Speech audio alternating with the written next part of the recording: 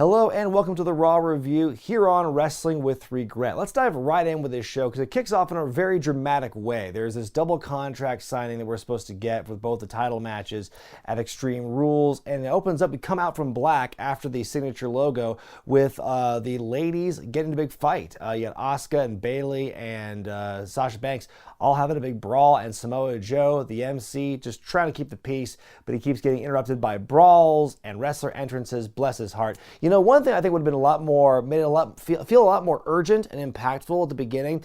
Don't show the whole signature logo thing and fade to black and come out. Maybe just like cut in the middle of it, in the middle of the intro, and just, go, oh, this thing is so important, we got to cut away from this thing and show you what's going on, like a hard cut. Just a small little thing. Dolph Ziggler and Drew McIntyre make their entrances, and hey, did you notice in the crowd, everyone's wearing face masks now? I wonder what got them to change their mind about that. Dolph on the mic, he actually gets a pretty badass babyface promo when you think about it here. He talks about for 15 years he's been carrying giants like Drew on his back, and that, you can beat me down, you can kick me, but I'm still gonna keep getting up, and I'm gonna do what I do best, survive. Push that boy to the moon. Put a rocket on his back. He's going places with that young upstart babyface promo. With Drew's rebuttal, he talks about how Dolph has always been a bridesmaid, never a bride when it comes to the main event scene. He wants to do Dolph a solid and let him pick the stipulation for the championship match at the pay-per-view. Dolph begins to talk, but he's interrupted by Asuka, who's grown tired of this crap and cuts him off in Japanese, signs her into the contract, and gives over to Sasha. She says that she'll be 2 belts Banks after Extreme Rules and says that she and Bayley are going to take over the whole damn company. She doesn't just sign the contract. No, she slams down this bedazzled stamp on it, which I thought was a pretty great little signature move there. And then Bayley's like, what do you think of that? What do you think of that? Acting like a little kid all of a sudden. And then Asuka strikes first. And then all 5 of the people have a big fight. And that's where we end. And we find out that later there's going to be a champions versus challengers mixed tag team match. I liked this segment. I thought it was great. Little exclamation point at the end, though, and the announcers go, man, what's Dolph picking to be for the stipulation? And Byron Saxton goes, I don't know, but it's going to be a humdinger. Like I said, I kind of enjoyed the segment. The contract signing motif has been done to death, and we're all sick of it, but at least this was kind of a different twist on it by kind of killing 2 birds with 1 stone, getting these 2 matches thrown together into one segment to justify the main event, which I like seeing all these figures in the ring together. How often do you see them intermingling in such a way? Because more often than not, the men and women are kind of on separate islands, at these different planes of existence where they never really interact. And here we saw some of that in this. I like the change up in that, the variety here, and also just the fact that the segment began the way it did with that big brawl out of the black. I thought was a nice touch. Backstage, Angel and Garza try to hit on the referee for their match later in the night, but then Zelina Vega breaks that up. Charlie Caruso walks in asking Angel some questions. Man, he's going to break that poor girl's heart. Andrade starts to talk about their tag title prospects, and suddenly the Big Show walks in, calls them all names, pulls his vet card, and says, I'm going to go on before you guys because I have a bone to pick with Randy Orton. We then go to the ring, and Big Show's there, calling out Orton for a fight when Angel, Andrade, and Zelina all show up. Big Show tells them to buzz off, but they're surrounding the ring, threatening to beat him up, but all of a sudden Ric Flair shows up. Why? You're in the middle of a pandemic and there was an outbreak in the Performance Center. Keep him home. Flair does put Big Show over in the promo, but he says that Orton will take care of him when he's good and ready. He sicks Andrade and Angel on the Big Show, and out come the Viking Raiders to make the save, and so that scheduled match begins thusly. We do get a tearaway pants botch from Angel Garza. You hate to see it. So the tension between Andrade and Angel, last week I could have swore they were just going to retcon that and say, nope, there's never been any problems with them and you're crazy for thinking that. But then it turns out to be a red herring, because what we see on this show with Zelina on commentary here, they're just going hardcore into that, like denial, there's no problems there. But we see a bit of a blow up between the 2 guys to the point where Zelina has to interject and bring Andrade back into the ring before the match is over. The Vikings almost have things won, but Angel's a bit too sneaky. He attacks Eric when the referee's not looking when he's the illegal man. Angel hits the wing clipper when he's back in the ring to win. And so, more of it's like, are they breaking up? Are they not? It's a little more clear now that this is not something they're just like sweeping under the rug. This is actually an ongoing storyline, so yay. Backstage, the Iconics mock Ruby Riott, who has no friends. Ruby challenges one of them to a match later in the night. We'll see where that goes. Elsewhere, Zelina and crew are hashing things out when Ric Flair shows up and wants to talk business with Zelina. We find out later it's going to be a handicap match between Angel and Andrade versus the Big Show.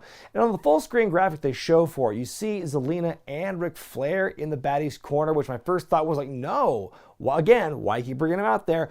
Also, like, I know he's like in real life, he is, you know, Andrade's future father-in-law here, but that's not established here in this world per se. And also, like, doesn't he already have his hands full managing Orton? But of course, that all turns out to be me thinking for nothing because Flair's nowhere near that actual handicap match. A rematch for the 24/7 title as the new champ Akira Tozawa with his gaggle of ninjas, as they're described on commentary, I'm not even mad, takes on the former champion R-Truth. The match does not go very long. Truth fakes a knee injury to lull Akira into a false sense of security, rolls him up to win and regain the championship. Well, that sure was something. We didn't even see the Chungus. What a ripoff. Backstage, MVP and Lashley are having a chat. MVP says his offer to Cruz is dead, but he wants to teach him a few more lessons in humility first. We then see in the ring, Seth Rollins makes his way there with the Rey Mysterio mask and Murphy at his side.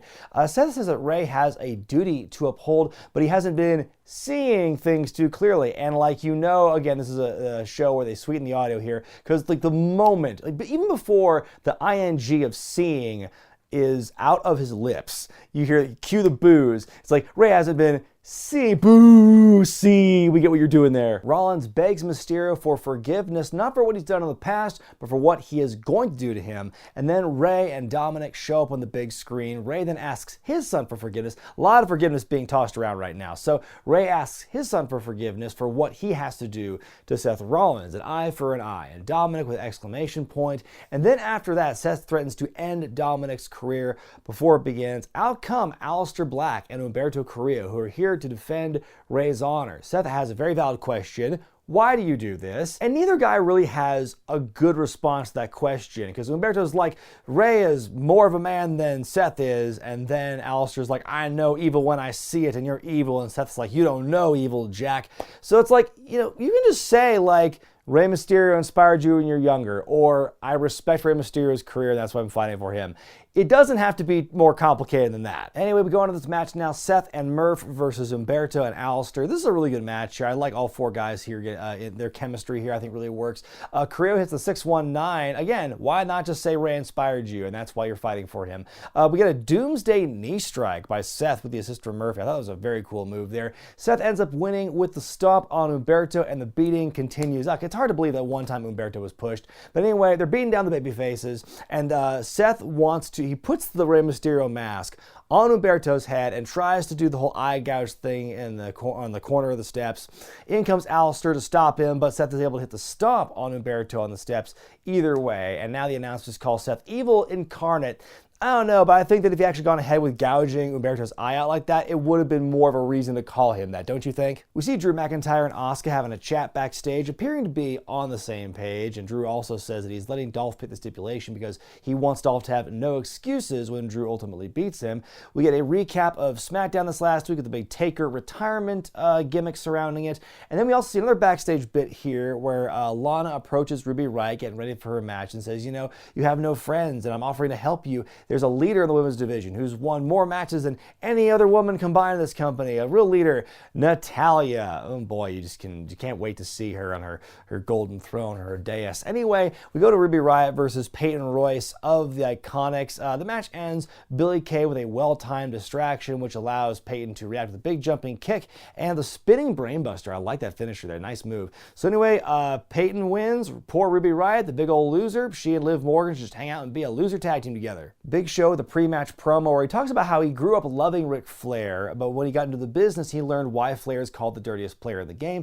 And he says that with Flair in Orton's corner, Randy is now more dangerous than before, but he begs Orton to try him. We then go to Show's match up next, a handicap affair between Andrade and Angel Garza with Zelina, but not with Ric Flair as the full screen graphic advertised. And by the way, you know your show is pretty short-handed when two guys who are there for work every week as it is, and always wrestling and stuff, have to pull double duty on this night. There's more tension between the two baddies. Show's throwing his weight around, but then finally, when things look good for the bad guys, Andrade and Angel blow up again. Angel ditching his partner, allowing Show to chokeslam Andrade to win the match, and he punches Andrade out for good measure. So Big Show looking strong for his inevitable destruction at the hands of Randy Orton. But yeah, that's pretty much all I can say about it. And again, more of this dissension like I was talking about earlier between Angel and Andrade.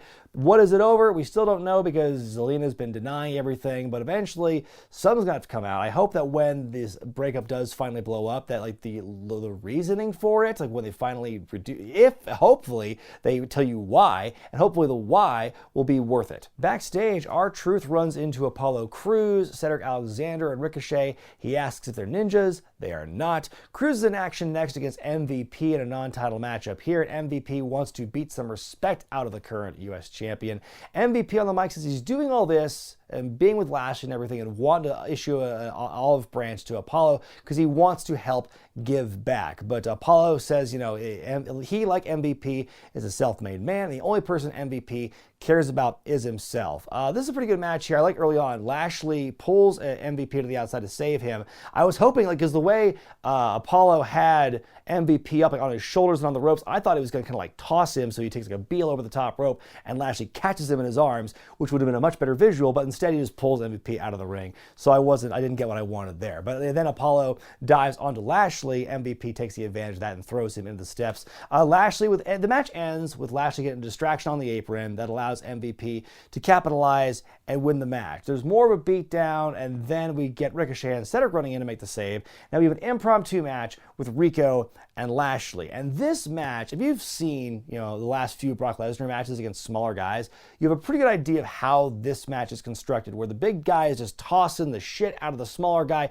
And credit to Rico here, because he is bumping his ass off for Lashley in a big way. He's taking these big jumps, these big beals.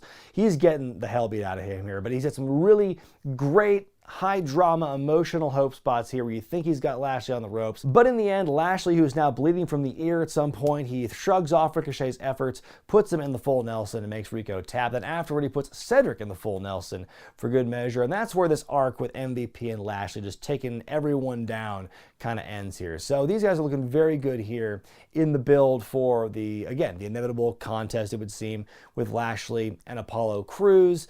Lashley really asserting his dominance here at MVP, looking extra devious here. Like, he's got these good intentions of wanting to give back and everything, but he still has very selfish or ego-driven intentions, and he just seems very cold and calculated. Again, I've said before and I'll say it again, I do like the dynamic between MVP and Lashley.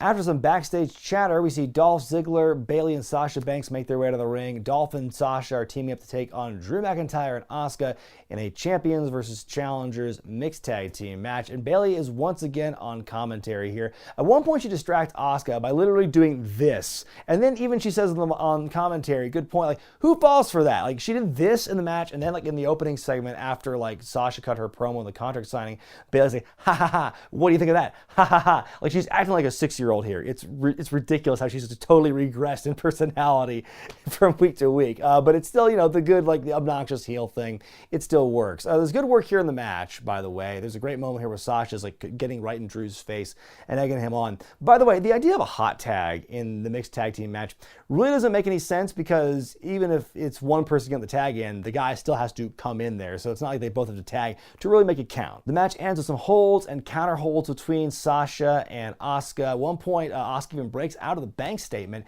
tries to get Banks in the Asuka lock, but Sasha's able to roll out of it and crunch down onto Asuka and pin her to win the match. So sneaky little win for the heels here, and I thought it was a pretty good main event. I think killing two birds with one stone, combining the women's match and the WWE Championship match into one concept here, from the opening segment with the contract signing to the main event, I thought was pretty well done. This week's Raw gets a C+ from me. I thought there were some good things about the show. I enjoyed, like I said, the stuff with all the main event things, the contract signing and the main event.